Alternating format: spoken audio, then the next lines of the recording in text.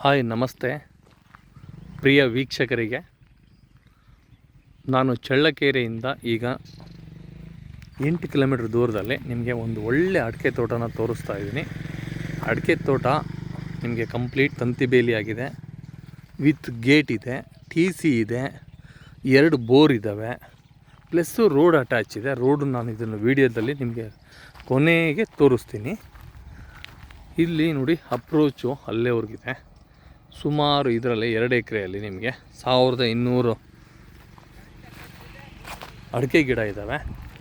ಎಲ್ಲ 1 ವರ್ಷದ ಮೇಲೆ 4 ತಿಂಗಳಾಗಿದೆ. ಗಿಡ ಒಳ್ಳೆ ಫಲವತ್ತಾಗಿ ಚೆನ್ನಾಗಿದೆ. ಕಂಪ್ಲೀಟ್ ಬೌಂಡ್ರಿ ಆಗಿದೆ.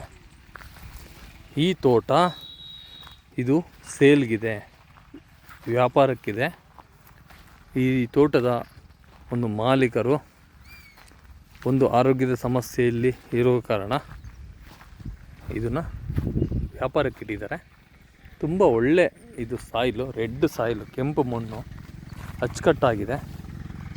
1 ಎಕರೆ ಬಂದ್ಬಿಟ್ಟು 25 ಲಕ್ಷ ಹೇಳ್ತಾಯಿದ್ದಾರೆ.